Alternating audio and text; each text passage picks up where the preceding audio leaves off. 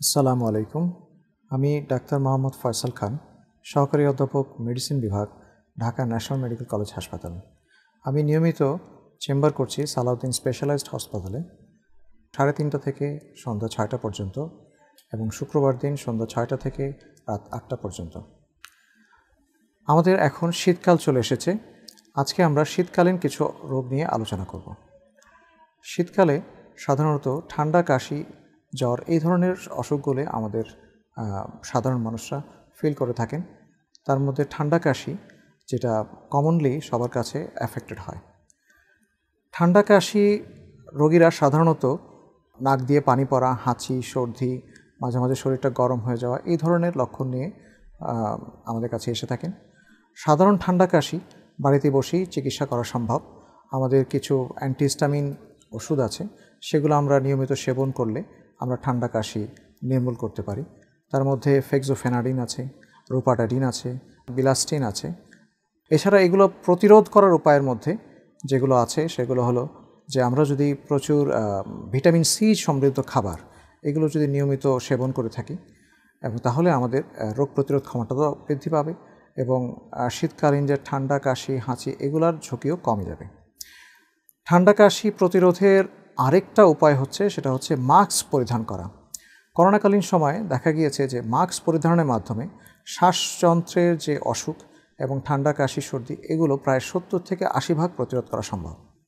তো এই জন্য আমরা যারা ঢাকায় বসবাস করি, আমাদের ঢাকার যে পারিপার্শ্বিক আবহাওয়ার যে দূষণ সেগুলোর কারণে আমাদের ঠান্ডা কাশির ঝুঁকি অনেক বেশি বৃদ্ধি পায়।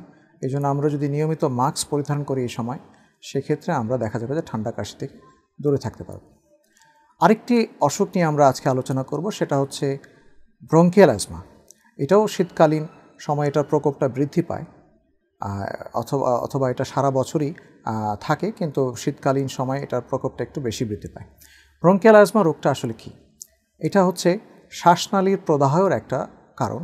শ্বাসনালীতে প্রদাহ এবং শ্বাসনালীর অতিরিক্ত সংবেদনশীলতার কারণে শ্বাসনালী চিকন হয়ে আসে এবং সেই ক্ষেত্রে বিভিন্ন উপসর্গ দেখা দেয়।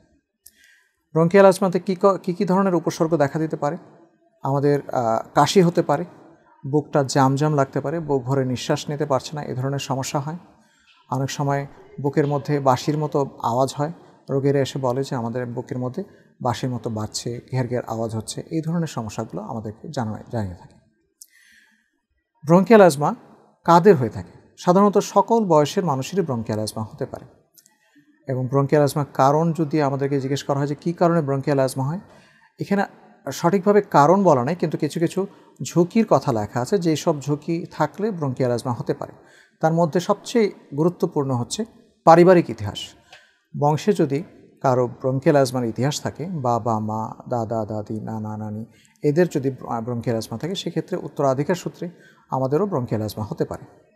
এছাড়া শিশু বয়সে যদি ব্রেস্ট ফিডিংয়ের ইতিহাস যদি কারো কম থাকে, তাদের দেখা যাবে যে ব্রঙ্কিয়াল অ্যাজমা হওয়ার ঝুঁকি থাকে।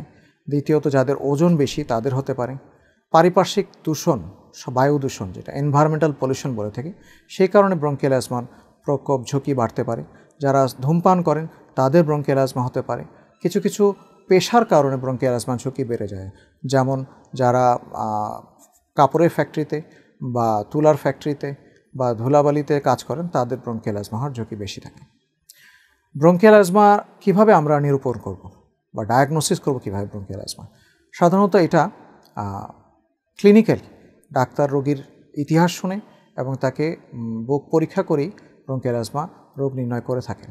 একটা টিপিক্যাল হিস্ট্রি যে বুক জাম হয়ে আসছে, কাশি হচ্ছে, সকালবেলা বেশি শ্বাসকষ্ট হচ্ছে, দিনের বেলা কম হচ্ছে এবং সিজনাল ভ্যারিয়েশন, যেমন শীতকালে বেশি বৃদ্ধি পাচ্ছে, অতিরিক্ত গরমে বৃদ্ধি পাচ্ছে, এই ধরনের একটা ইতিহাস যখন থাকবে তখন আমরা মোটামুটি ধারণা করতে পারি যে এটা ব্রঙ্কিয়াল অ্যাজমা হতে পারে।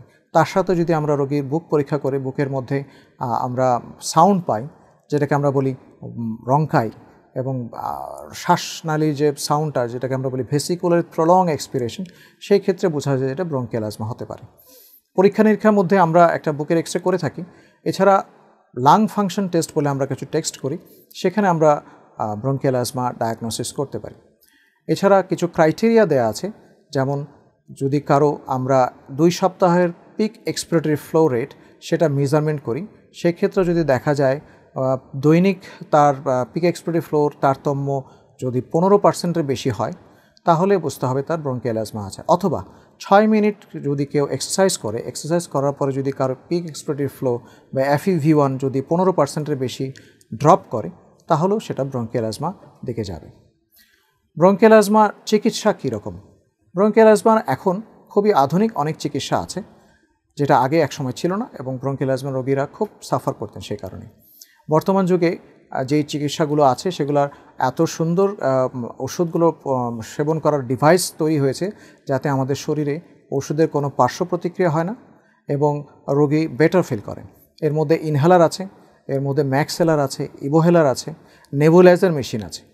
অনেকের ধারণা থাকে যে এই ধরনের ওষুধগুলো সেবন করলে মনে হয় সারা জীবন তাদেরকে এই ওষুধগুলো নিতে হবে, কিন্তু এটা একটা ভুল ধারণা। কারণ এই ডিভাইসগুলো এই জন্যই বানানো হয়েছে যাতে খুব অল্প পরিমাণে ঔষধ সরাসরি আমার ফুসফুসে গিয়ে কাজ করতে পারে। এখন ব্রঙ্কিয়াল অ্যাজমার চিকিৎসায় যেসব ওষুধ সাধারণত আমরা ব্যবহার করে থাকি সেগুলোর মধ্যে স্টেরয়েড আমরা কিছু ব্যবহার করি, সেগুলো আমরা ট্রপিক্যালি দিই, যেমন ইনহেলার ফর্মে দিতে পারি খুবই অল্প ডোজে। আমরা মন্টিলুকাস জাতীয় ওষুধ দিতে পারি, অ্যান্টিহিস্টামিন ওষুধ দিয়ে থাকি, ডক্সোফাইলিন জাতীয় গ্রুপের ওষুধ, থিওফাইলিন গ্রুপের ওষুধ দিয়ে থাকি। এই ধরনের ওষুধগুলো আমরা দিয়ে থাকি। তার সাথে রোগীদেরকে আমরা কিছু বিধিনিষেধ পরামর্শ দিয়ে থাকি, যেগুলো রোগীরা নিয়মিত ফলো করলে অনেক বেশি বেটার ফিল করেন। এবং যদি ঠিকমতো চিকিৎসা ব্রঙ্কিয়াল অ্যাজমা না করে থাকে, সেক্ষেত্রে ব্রঙ্কিয়াল অ্যাজমার কিছু জটিলতা দেখাতে যায় যে তার শ্বাসনালীতে দীর্ঘদিনের প্রদাহ হতে হতে যে শ্বাসনালীগুলো সরু হয়ে আসে, তখন আর অন্যান্য ওষুধগুলো ঠিকমতো কাজ করতে পারে না এবং রোগী দীর্ঘমেয়াদী শ্বাসকষ্টে ভোগে। আরেকটা জিনিস হচ্ছে এখানে যে খুব কমনলি সাধারণভাবে আমাদের কাছে রোগীরা আসেন প্রেগনেন্ট ওমেন, যারা গর্ভকালীন মা গর্ভাবস্থায় থাকেন, তাদের দেখা যায় যে ব্রঙ্কিয়াল অ্যাজমা থাকলে তারা একটু ভয় পেয়ে যান যে বাচ্চার কী সমস্যা হতে পারে, কী ধরনের তাদের চিকিৎসা। এবং আমাদের গাইনি কলিগস যারা আছেন তারাও আমাদের কাছে রোগীদের রেফার করে থাকেন। আমি তাদেরকে বলতে চাই যে ব্রঙ্কিয়াল অ্যাজমা গর্ভকালীন অবস্থায় খুবই ভালো চিকিৎসা আছে এবং সবগুলো ওষুধই মোটামুটি সেফ, এবং তারা যদি নিয়মিত ডাক্তারের পরামর্শ নেন সেক্ষেত্রে খুব সুন্দর একটা ডেলিভারি তারা করতে পারেন, কোনো সমস্যা হবে না। কিন্তু চিকিৎসা ঠিক মতো না হলে ঝুঁকি থাকে মায়ের এবং বাচ্চার, এবং ডেলিভারির সময় কিছু ঝুঁকি থাকে।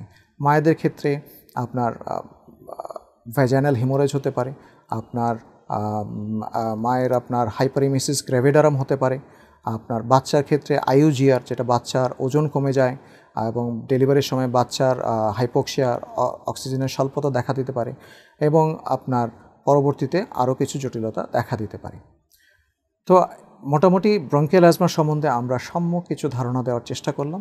আশা করি এই তথ্যগুলো আপনাদেরকে উপকার করবে, সহযোগিতা করবে ব্রঙ্কিয়াল অ্যাজমা চিকিৎসার ক্ষেত্রে, ম্যানেজমেন্টের ক্ষেত্রে। ধন্যবাদ। অন্য একদিন অন্য কোনো বিষয় নিয়ে আপনাদের সামনে আবার হাজির হব। আসসালামু আলাইকুম।